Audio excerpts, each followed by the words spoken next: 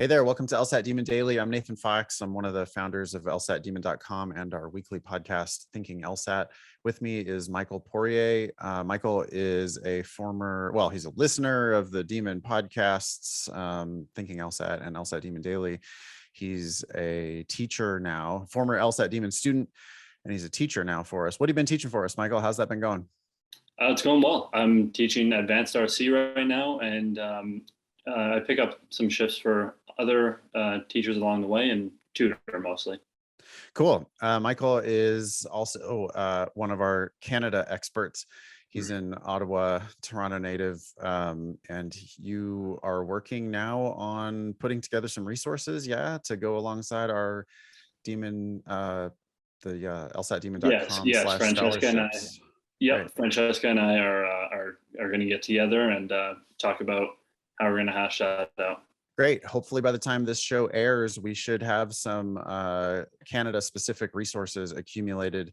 I don't know exactly what the URL is going to be for those yet, but we are going to be posting something akin to LSATdemon.com / scholarships. I think we can probably add a link to the scholarship estimator to have, here's a repository of some Canada-specific information. So check that out. It's LSATdemon.com / scholarships, and there should be a link there with some Canada stuff. Okay, let's take this email from G. You want to go ahead and read it for us? Yeah, for sure. Great. Hi, Ben and Nathan. Before getting into my question, which you likely gathered some tidbits about already from the email title, I just have to tell you how effing awesome you two, your team, and the Demon are. Here's my shortish way of doing so. I almost gave up on law school, despite really wanting to be a lawyer, because I had official scores as low as 152, cold, 147, post-Kaplan, ouch, and 148 from back in the paper test days. Yet after just 2 months with the Demon, I'm up to -0 on games after starting off with single-digit correct answers and steadily scoring in the mid-160s now. I never thought I'd see the day, and I seem to only be getting better. Holy shit. While I initially resisted the advice to wait until the next cycle to apply, I've come to my senses and I'm planning to apply for the 2023 admission, or possibly even 2024. This means that I will be around 40 when I graduate. And a small part of me worries that I'll have a harder time securing employment than some of my younger classmates. I like to think that I can lean on my nearly decade-long career in HR and fluency in multiple languages to be appealing somewhere, though I'm not entirely sure. Is this anxiety about my age at graduation unwarranted, or is it just something to consider and plan for? Have you heard stories of older first-time attorneys having trouble starting off? And if so, what's your advice? I would be the first lawyer in my family history, and I have literally no idea how any of this works. So I'd love your perspectives. Thank you. Cheers. Okay, so I can start here. Well, first of all, congratulations on your improvement. I mean, going from a post Kaplan 147 all the way up into the mid 160s after 2 months of the Demon. I kind of wish that it was surprising to hear that, but it's not. It's like super common. We have all kinds of refugees from other prep programs, and the test makes perfect sense. And some of these other prep programs out there, like they seem to it's like they're intentionally trying to make it hard. And we really believe that the LSAT is easy, and we can show you how it's easy, and the results prove it. So glad G found us, and I'm really glad we can help. I'm also glad that G is waiting to apply until early in the next cycle. Trying to rush into this is a good way to make yourself pay full price. And we really want you applying in September or not at all. At least that goes for all US schools and even a bunch of Canadian schools. The earlier you apply, the better. In the US, it can mean $150,000 worth of tuition scholarships if you apply early in the cycle. So I'm glad, even though G is a little bit older, I'm glad that he or she has decided to play this game in the way that is most advantageous for the applicant to play it. Law schools, by the way, will happily encourage you to apply late in the cycle. That's because their interests are just not aligned with yours. They want applicants all year round. They want applicants all the way up until the very beginning of the cycle because they need people to deny, because that will improve their yield and make them look better on their 509 reports. They also need people who are going to pay full price. And the people who apply late in the cycle tend to pay full price. So listen to us. Do not listen to these schools that are giving, they just have no incentive to give you good admissions advice. Anyway, what do you think, Michael, about G being a little bit older? Is this something that G should even worry about? Probably not. And the mantra of don't pay for law school, probably it applies to everybody, obviously, but applies even more. I would say in this case, the older you get, the less you want to be paying, and ideally should be going for free. Yeah, I Yeah, wouldn't say it's anything to worry about. If this is a path G is set on, go for it. Just make sure you're going for free.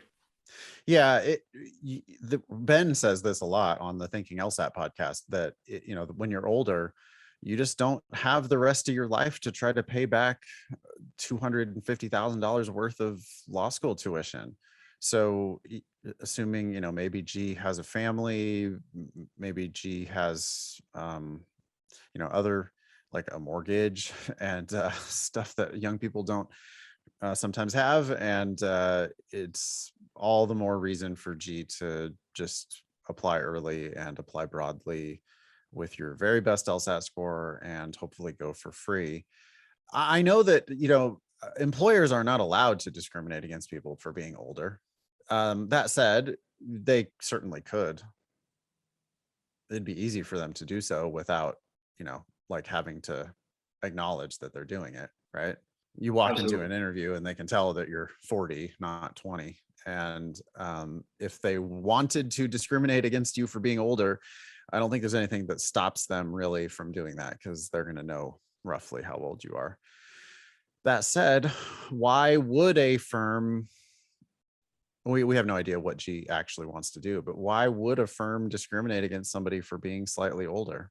At the end of the day, if G's coming into law school for free, which I would assume that would mean that they're one of the better candidates in their class, they'd probably also do better in law school and should have jobs available to them regardless.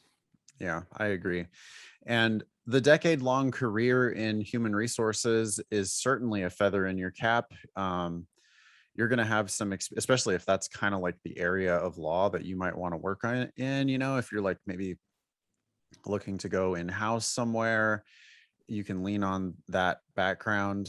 If you're looking to work in any kind of law firm life that has corporate clients, I can see how the HR career would be a feather in your cap. The multiple languages, I think, is really a selling point for employers.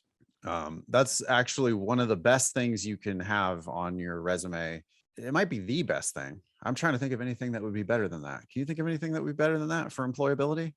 Are you talking like outside of the actual degree? Yeah, outside of, Um, I went to Harvard or whatever. yeah.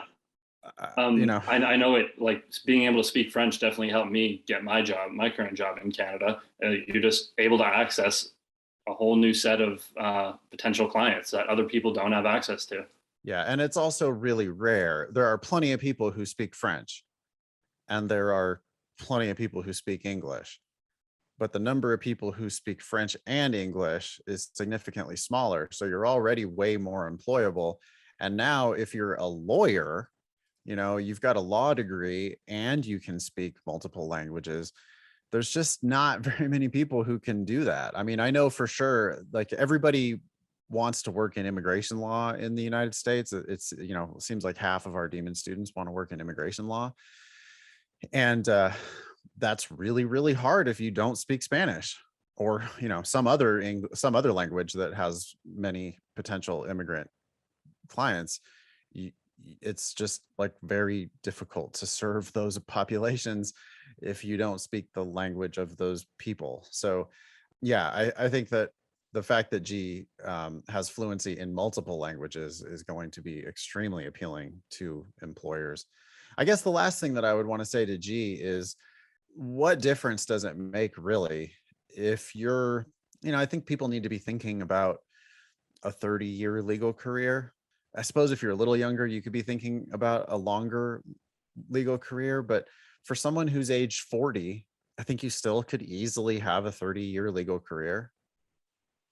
And so I can't imagine why employers would want to discriminate against you. And as far as your own life is concerned, I'm this lesson is not really for G, because G seems like they have already taken my advice. But G waited another year or two, right?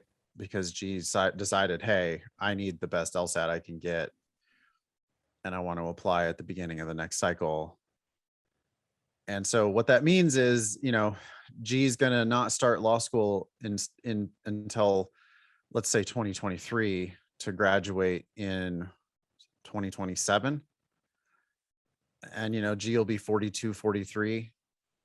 And maybe that means that G only has a 28 or 29-year legal career instead of a 30-year legal career. But what difference does that make?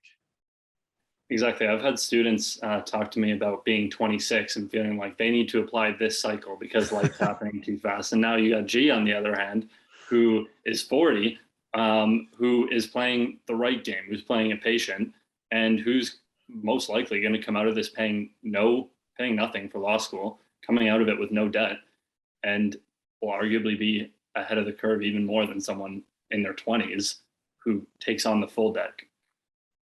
Yeah. The year or two, later start in your legal career makes almost no difference in your life. The 6 figures worth of debt makes a gigantic difference in your life. I mean, I know people that I went to law school with more than a decade ago now, who have been just busting their ass nonstop since we graduated, and they are no closer to being out of debt. Can you imagine that? Yeah, but why? Because that interest just keeps piling up, and they're not making a dent in it. Yeah. We have a thing called income-based repayment. Are you familiar with income-based repayment? No, I'm not. Yeah. Well, you're Canadian, and in Canada they have a much more civilized system.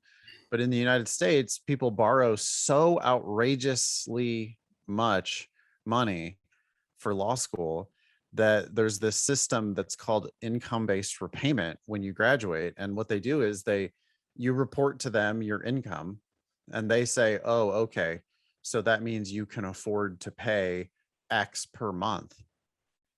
And the X per month is like, it is kind of like, it's still a lot. It's like it's the most they think they can get out of you per month. But in many cases, the debt load is so high that the income-based repayment monthly amount is actually less than just the interest that you're being charged on that loan. So you're paying less than the debt service on the loan. And when you do that, you don't get it's not like they just waive the rest of the interest. What they do is they capitalize the interest. So they take the excess remaining, the interest that you're not covering, they're taking that and just capitalizing it. They're just putting it into the principal of the loan. So you're just running on that hamster wheel, not making any progress. You're actually making negative progress. The balance of, so you're going to work every day, busting your ass. You're diligently paying your monthly payment every month, but you're not even covering the interest that is accumulating every month. The interest that you're being charged every month, you're not even paying that. And so the balance of your loan is going up. You're working your ass off. You're making your monthly payments. Those monthly payments are not easy. They're not low. They're still like a lot. But the reason why it's a lot is that people borrow just an insane amount of money for law school. I mean, if you pay full tuition to law school in the United States, you're paying 30, 40, 50, even $60,000 a month. Sorry, a year. Sorry, 30 to $60,000 a year. Isn't it up to 70 now? Sir, 70 at some schools. You borrow $150,000. That's not even counting living expenses or books. It's just tuition. But these students routinely graduate with a couple $100,000 of debt. And if you're paying 5% on $200,000, 10,000. then yeah, the annual interest, just the interest, is 10 grand. So, unless you're paying $1,000 a month, like if you paid $1,000 a month, you would barely be covering the interest. But what happens instead is, oh no, you're going to be an income-based repayment. So, your payment, hey, it's only going to be $575 a month. Now, $575 a month, that's a lot of money. 575 just to put yourself in an even bigger hole. Yes, $575 a month, and still not. Yes, it is getting worse. You are no closer to paying it off. In fact, you're further away from paying it off every month. So back to G. G has changed his or her life with a, looks like 20-point improvement on the LSAT. G has made a very wise decision to apply at the beginning of the cycle. I don't think you need to worry, G, about your employability. And I think that, even if it is like slightly harder for you to get a job because you're a little bit older, you're still going to be in much better shape than whatever 26-year-old ran, head first into this gigantic wall of debt. Right. And G's only in the mid 160s now. So if G even takes a test in this summer, applying for next cycle, there's no reason G couldn't be potentially in the high 160s to even 170s. And that's a completely different applicant. Yeah. And graduate from law school, like get a scholarship, kick ass while you're there. People who are there on a scholarship do tend to be sort of better situated for law school. They're likely to succeed in law school. So you go there, you kick ass, you get all the best opportunities that school has to offer. I don't think you're going to have a problem finding a job. And even if you do, you're not going to have a life ruining amount of debt to try to overcome. All right. Anything else for G? No, well, other than that, just with that higher score, also potentially going to a more prestigious school, in which case, not only going to a more prestigious school, but for free. Yeah. I mean, just another asset. Ultimately, you have to decide what school you're going to go to. But what we continually recommend is that you apply early, broadly, with your very best LSAT score, and then you can weigh multiple offers. And when you have multiple offers, then you can decide, what kind of a trade-off you want to make between price and the prestige of the school. But we always recommend taking the money. I mean, the best full ride you can get is where you probably need to go. And maybe we make an exception for Harvard or Stanford or Yale, but I'm not really making exceptions for other schools in the top, even other schools in the top 14. If you can get a full ride, let's say to Georgetown, then you also could get into all kinds of really great schools in the DC area and go for, sorry, not if you can get a full ride to Georgetown. If you can get into Georgetown, then that means you can probably get a full ride at other prestigious schools in the DC area.